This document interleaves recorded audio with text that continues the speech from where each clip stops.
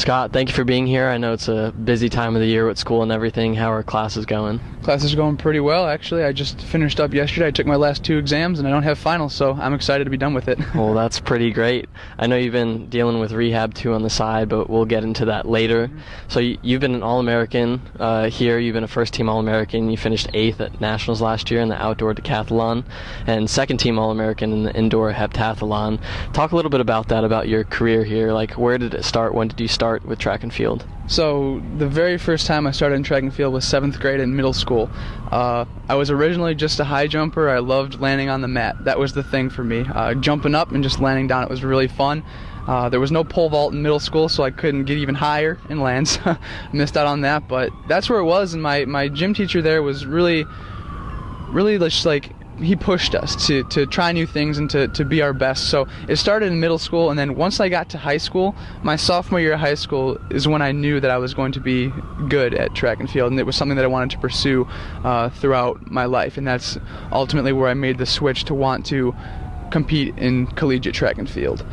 So is that when you knew that you could compete at this level in high school? You knew that you could compete in college and go on to the possibly Olympic level? Yeah, well, there was one specific track meet as well. It was our sectional meet my sophomore year. I was in the long jump, and I long jumped over 23 feet, which is a really big feat for a high schooler to do. So as soon as that happened, I knew that I needed to do it, and I was talking with my coaches right then and there, and he asked me if competing in track and field collegiately was something that I wanted to do, and I said yes. So that's when we started the recruiting process. Yeah. So last year, you've recently had Tommy John surgery, and you've been doing rehab for that. Mm-hmm. How did you compete throughout the year with that kind of injury? Well, it was difficult, I'll tell you that. I like to compare tearing my UCL to someone tearing their ACL, but it was in my arm. So it was a very important ligament to have in my elbow at the time whenever I threw javelin. So one practice, we were out here on the grass right there, and I took a throw, and it felt pretty weird. So I told my coach, like, hey, I'm going to shut it down today. I don't want to bother it. Woke up the next morning, it was locked in place. I had to massage it, try to open it back up so I could actually move my arm. After that, we tried to throw practice again, and it continued to hurt. So ultimately last year in the spring season, I did not throw javelin in practice at all. The only times I threw it were at the track meets, and I'll tell you, when I threw, it hurt bad. We had to do these crazy tape jobs to try to take pressure off in certain places. And after the conference meet, I told my trainer, Adam, I was like, we need to get this looked at. So I got my MRI, found out that my UCL was 65% torn. And we had a decision to make, whether to continue to keep throwing on it or get it looked at and stop. And I said, well, qualified for the NCAA championships, there's no way I'm stopping now, so I'm pushing through. And that's exactly what I did. So what kind of rehab are you doing now to get back to 100%?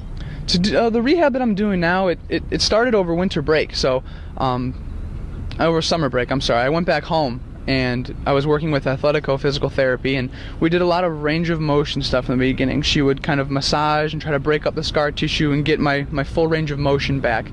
I would also do dexterity stuff with my fingers. I'd be squeezing putty, those web nets with the rubber that you could squeeze to get all that strength back. And then as time progressed, when I got back to Rice, I was able to do a lot more since I already had my range of motion back. I was doing stuff with weights. I was holding dumbbells, doing shoulder exercises as well, because my whole arm was out of commission, so I had to get everything working again. And then after that, I was finally able to get back in the weight room. I was full go in the weight room, and now I'm working on getting my javelin technique back, but I can't throw the 800-gram javelin, which is what we normally throw. So I throw the little turbo javelin for like the 8-year-old kids who just start competing in track. So that's where I'm at right now. So let's say this rehab goes great and you get back to 100% and you go on to finish your career here at Rice with a bunch of accolades. Do you see yourself competing at the Olympic level? Yeah, I really do. It's a big dream of mine. Before I start thinking about the Olympic level, I'm gonna be focusing on being comfortable competing post-collegiately. Whether I stay here in Houston and work with my coaches that I have now, or go back home and reconnect with my high school coaches who made a big influence on my track and field career. I just need to keep a level head and kind of train through this season and get ready for next year. But everybody knows that this year's 2016 Olympics are in Rio. I got invited to compete at the Olympic trials, and if my mark stands up, then I'd love for that experience.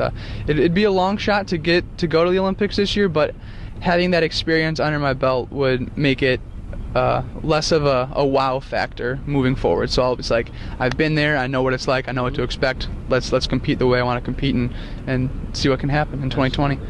So I know you're also interested in doping research and keeping the sport clean. Is that something you would want to pursue after your career is over?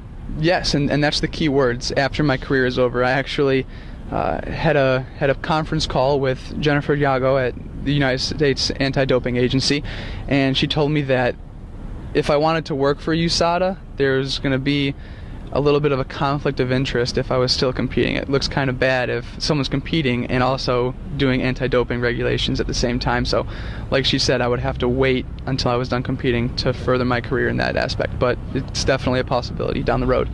Well, thank you for being here. I know you're done with school, but you have rehab and you got to get back on the track. So thank you for being here. Absolutely, I really appreciate it. All right, thanks, Scott. Sure thing.